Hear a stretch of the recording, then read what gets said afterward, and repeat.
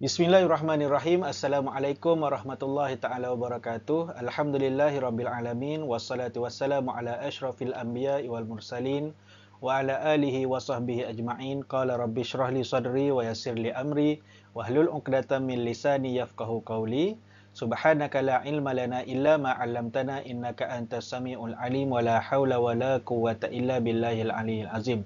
Okey, dalam video yang lepas kita telah mempelajari tentang keluarga Nabi Muhammad sallallahu alaihi wasallam yang berdasarkan tentang salasilah ataupun keturunan, nasab keturunan Rasulullah sallallahu alaihi wasallam. Kemudian kita telah sentuh berkaitan dengan perkahwinan Rasulullah bersama dengan Sayyidatina Khadijah dan isteri-isteri Rasulullah yang lain kita telah kenal. Maka dalam video kali ini kita akan tengok pula masih lagi dalam keluarga Nabi Muhammad sallallahu alaihi wasallam, iaitu berkaitan dengan anak-anak dan cucu-cucu Rasulullah sallallahu alaihi wasallam. Okey, macam yang kita pernah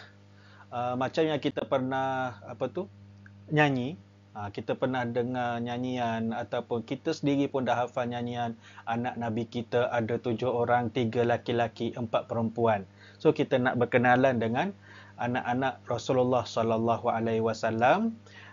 Okey. Anak perempuan. Okey, anak perempuan Rasulullah ni ada 4 orang, iaitu yang pertama Zainab, yang kedua Ruqayyah, yang ketiga Ummu Kalsum dan yang keempat Fatimah. Kemudian anak-anak lelaki Rasulullah pula bernama Al-Qasim, Abdullah dan Ibrahim. Okey, ni 7 orang anak Rasulullah, 4 lelaki dan 3 perempuan. Anak perempuan Zainab, Ruqayyah, Ummu Kalsum dan Fatimah. Anak lelaki pula adalah Al-Qasim, Abdullah dan Ibrahim. Okey. So sedikit fakta tentang anak Rasulullah sallallahu alaihi wasallam ni. Anak-anak perempuan Nabi Muhammad sallallahu alaihi wasallam hidup ketika baginda dilantik menjadi rasul. Maksudnya mereka sempat melihat bagaimana peristiwa ketika ayah mereka dilantik menjadi rasul. Mereka sempat hidup pada zaman tersebut. Dan anak-anak Nabi Muhammad sallallahu alaihi wasallam ni dilahirkan oleh Sayyidatina Khadijah kecuali Ibrahim. Okey, dalam 7 orang tadi, 6 orang anak Rasulullah dengan Sayyidatina Khadijah, seorang sahaja yang dilahirkan oleh ibu yang lain, iaitu Ibrahim dilahirkan di Madinah oleh ibunya yang bernama Maryah Al-Qibtiyah. Okey. Okey, isteri Nabi ramai, tapi yang memberi zuriat kepada Rasulullah sallallahu alaihi wasallam hanya Khadijah dan Maryah Al-Qibtiyah. 6 orang daripada Sayyidatina Khadijah, dan Rasulullah mempunyai cahaya mata lelaki yang bernama Ibrahim, hasil daripada perkahwinan Rasulullah dengan Maryah Al-Qibtiyah. Okey, dan kita akan tengok serba sedikit ataupun secara ringkas berkaitan dengan anak-anak Rasulullah sallallahu alaihi wasallam. Okey, yang pertama anak Rasulullah yang kita akan bincangkan adalah Zainab. Okey, Zainab ni dilahirkan 23 tahun sebelum peristiwa hijrah berlaku. Okey. Zainab merupakan anak sulung kepada Nabi Muhammad sallallahu alaihi wasallam, dan Zainab ni telah berkahwin dengan seorang lelaki yang memeluk Islam bernama Ibnul As bin Ar-Rabi'. Okey. Zainab ni macam yang kita cakapkan tadi, dia telah hidup 23 tahun sebelum peristiwa hijrah, dan dia adalah anak perempuan yang mana sempat menyaksikan Rasulullah dilantik menjadi rasul ketika umur baginda 40 tahun. Dan Zainab ni dia banyak pengalaman dan sentiasa teman Rasulullah sallallahu alaihi wasallam dalam kerja dakwah Rasulullah. Okey. Dan Zainab ni telah berkahwin dengan seorang lelaki yang memeluk Islam bernama Ibnul As bin Ar-Rabi'. Ibnul As bin Ar-Rabi' ni adalah anak saudara kepada Sayyidatina Khadijah binti Khuwailid, yang mana ayahnya bernama Halah. Okey, uh, Halah bin Khuwailid. Okey, ayahnya bernama Halah bin Khuwailid. Ar-Rabi' tu dia punya gelaran lah. Okey, Ibnul As bin Ar-Rabi', nama sebenar Ar-Rabi' adalah Halah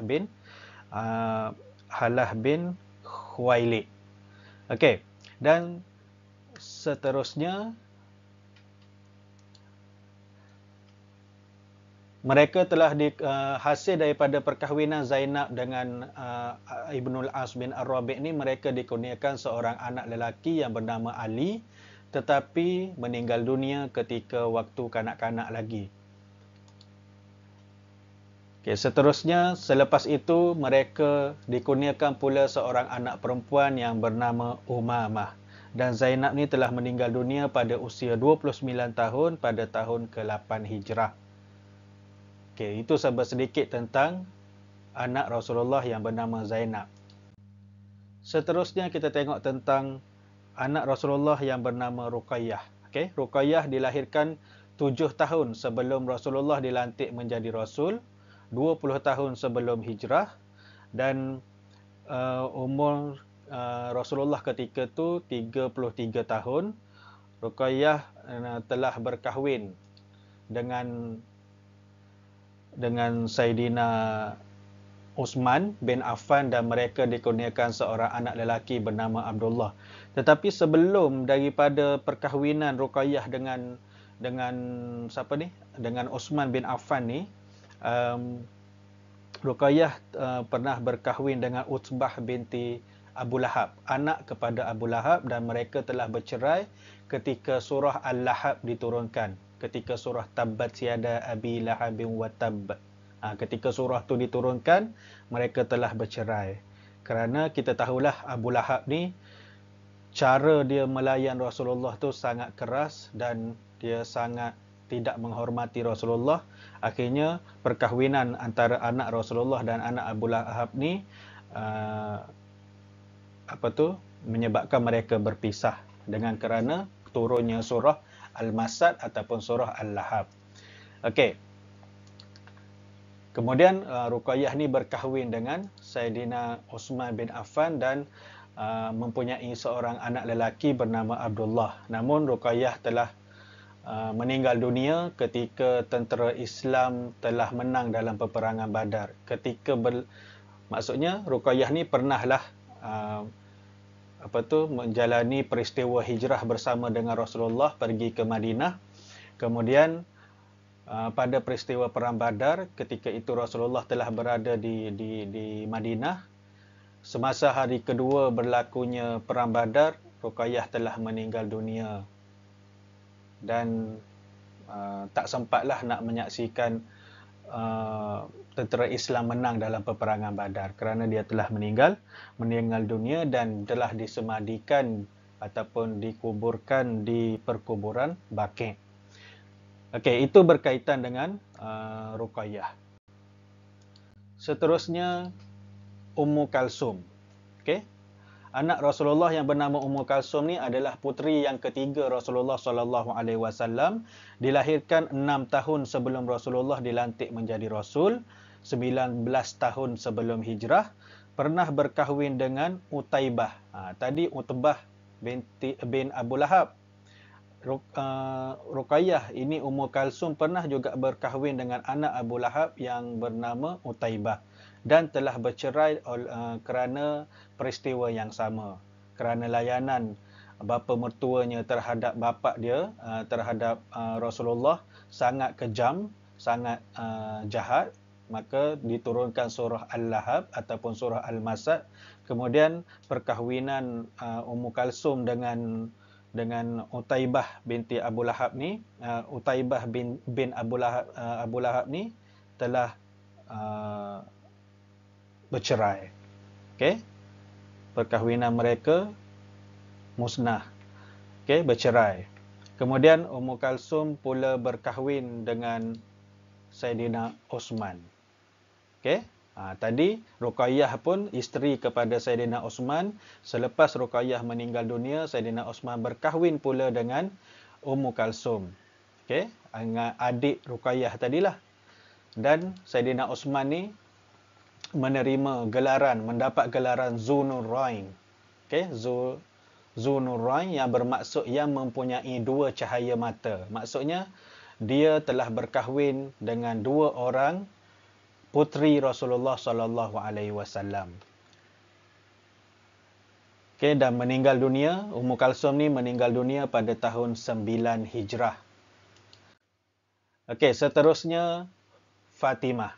Okey, Fatimah merupakan anak Rasulullah sallallahu alaihi wasallam yang paling kita kenali kerana Fatimah banyak meriwayatkan hadis-hadis Rasulullah sallallahu alaihi wasallam dan dia sangat rapat dengan baginda.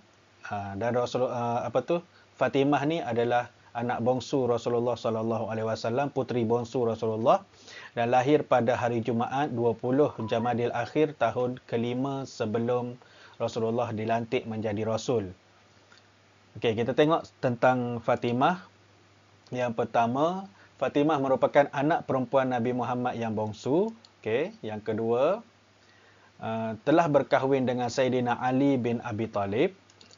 Yang ketiga, mereka dikurniakan 3 anak lelaki iaitu Hasan, Husin dan Muhsin. Okey, yang keempat, nama Muhsin telah meninggal dunia ketika masih kanak-kanak lagi. Yang kelima, mereka juga dikurniakan 3 orang anak perempuan yang bernama Ruqayyah, Zainab dan Ummu Kalsum. Dia ambil nama-nama makcik-makcik dia je. Okey? Nama yang sama dengan anak Rasulullah, begitu juga dengan anak Fatimah dan Saidina Ali, bernama Ruqayyah, Zainab dan Ummu Kalsum. Okey? Itu berkaitan dengan Sayyidatina Fatimah. Okey, seterusnya anak lelaki Rasulullah sallallahu alaihi wasallam yang bernama Al-Qasim. Okey, Al-Qasim merupakan anak lelaki sulung baginda sallallahu alaihi wasallam. Dilahirkan sebelum Nabi Muhammad dilantik menjadi rasul, dan Al-Qasim wafat ketika masih kecil, iaitu ketika berumur 2 tahun sebelum Rasulullah dilantik menjadi rasul. 2 tahun sebelum Rasulullah dilantik menjadi rasul, maksudnya Al-Qasim ni meninggal dunia ketika Rasulullah berumur 38 tahun. Okey, kemudian seterusnya anak lelaki Rasulullah yang bernama Abdullah. Okey, Abdullah ni dipanggil dengan Al-Tayyib ataupun At-Tahir. Ini gelaran yang diberi kepada anak Rasulullah yang bernama Abdullah, iaitu At-Tayyib dan At-Tahir. Dan Abdullah telah dilahirkan ketika Nabi Muhammad dilantik menjadi rasul.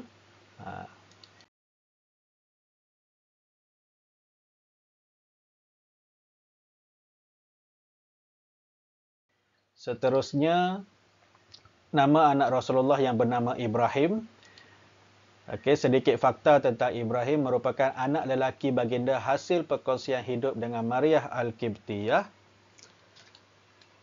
Dan pada usia 70 hari Ibrahim telah wafat ataupun telah meninggal dunia. Ada juga riwayat yang lain yang menyatakan Ibrahim meninggal dunia ketika usia 7 bulan. Okey, dan apa yang kita dapat kongsikan adalah anak perempuan Rasulullah semuanya sempat hidup dan menyaksikan jerih perih ataupun menyaksikan pengorbanan dan apa nama ni, Allahumma salli ala Sayyidina Muhammad, tak keluar ayat tu. Cara dia orang dapat menyaksikan bagaimana Rasulullah ni menghadapi rintangan dalam kerja dakwah Rasulullah. Tetapi kalau anak lelaki Rasulullah semuanya meninggal di usia kanak-kanak lagi dan tak sempat nak menyaksikan bapanya berdakwah. Okey. Okey, itu berkaitan dengan anak-anak Nabi. Serba sedikit berkaitan dengan 7 orang anak-anak Rasulullah sallallahu alaihi wasallam. Okey, kemudian kita tengok kepada Susu Galur. Susu Galur cintai keluarga Rasulullah dengan mengenal anak cucunya. Okey, so tadi kita dah tengok berkaitan dengan anak Rasulullah, kemudian kita tengok tentang cucu-cucunya. Okey, perkahwinan Rasulullah bersama dengan anak Rasulullah, perkahwinan Zainab dengan Ibnul As mendapat dua orang cahaya mata, iaitu cucu Rasulullah yang bernama Ali dan Umamah. Kemudian perkahwinan anak Rasulullah Ruqayyah dengan Sayyidina Uthman bin Affan mempunyai seorang cahaya mata yang bernama Abdullah.